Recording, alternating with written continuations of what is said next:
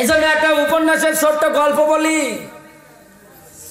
একটা লোক মাঠের মধ্যে কাজ করতে যাওয়ার পরে একটা ছোট্ট পাতিল পেয়েছে, দিয়েছে এক ঘষা। দৈত্য বেটা বের হওয়ার পরে ডাক দিয়ে বলে, জাফানা কি চান? বলে তুই কে? বলে আমি দৈত্য। কি চাস? বলে যা চাবেন আপনাকে আমি তাই দেবো, আপনার চা লাগবে না। চিন্তা করে আল্লাহ কি পেলাম? বলছে হ্যাঁ আপনি আমার কাছে যা চাইবেন তাই দিয়ে দেবো। বলছে বাড়ি যদি চাই বাড়ি দিয়ে দেবো, বলে অসুবিধা নেই, তবে হ্যাঁ একটা শর্ত আছে। বলে কি? তুমি যদি আমার কাছে একতলা বাড়ি পাও, সাইড মাইড প্রতিবেশী যারা আছে এরা 2 তালা পাবে। চিন্তা করে এত কষ্ট করে মাঠের মধ্যে রোদে এসে আমি পেলাম, আমার হবে 1 তালা, ওর হবে 2 তালা, দরকার নেই। বাড়িতে নিয়ে যাওয়ার পরে স্ত্রীরা বলছে যত্ন করে রাখো, খবরদার যেন ঘষা না লাগে। মেয়ে লোককে যেটা নিষেধ করবেন আর ওইটা বেশি করে করবে। এক কথা বললেন না? স্বামী বাইরে যেতে দেরি, বের করার পরে দিয়েছে এক ঘষা। দত্ত বেটা বের হওয়ার পরে ডাক দিয়ে বলে জাফানা কি চান? বলো কি চাই মানে? দেখোস না খেরের বাড়ি, টিনের বাড়ি, বিল্ডিং বাড়ি লাগে, এর তো জানা নেই। আমার যদি 1 তালা বাড়ি হয়, সাইড মাইড যারা আছে এদের কয় তালা হবে?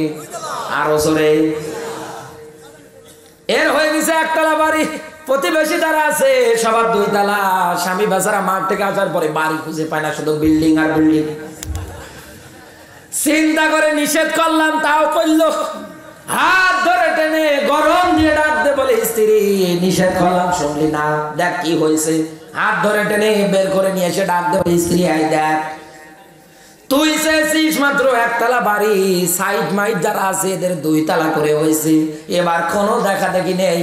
পাতিলের মধ্যে ঘষা দেওয়ার পরে দত্ত যখন বেড়ে হয়েছে, ডাক দিয়ে বলে জাফানা ইসান। বলে ওই কি চাই মানে? 1 চোখ কানা করে দে। ধারণা আছে আমার এখন যদি 1টা চোখ কানা হয়, প্রতিবেশী 2টা করে চোখ কানা হয়েছে।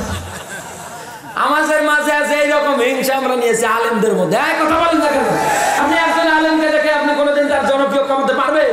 আপনি গালিগালাজ করে আদনান ভাইয়ের কোনোদিন জনপ্রিয় কমাতে পারবেন? আপনি গালিগালাজ করে রব্বানী ভাইয়ের সম্মান নষ্ট করতে পারবেন না। আমাদের সবার টার্গেট, অন্তত সবার একটাই হবে, আনাকিমুদ্দিন, দিন কায়েমের জন্য আন্দোলন।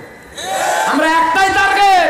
আমরা চিল্লা পাল্লা করে আমাদের ঘুরিয়ে পেঁচিয়ে যাই বলে জীবন যায় যাক, তারপরে আল্লাহর আইন আমরা চাই। কারণ দাদার শাসন, বাবার শাসন, এর শাসন, ওর শাসন সব দেখলাম, এখন আমরা কোরআনের শাসন দেখতে চাই। কোরআনের শাসন দেখতে গিয়ে যদি মুসলমান জীবন দেওয়া লাগে, রক্ত দেওয়া লাগে, ময়দান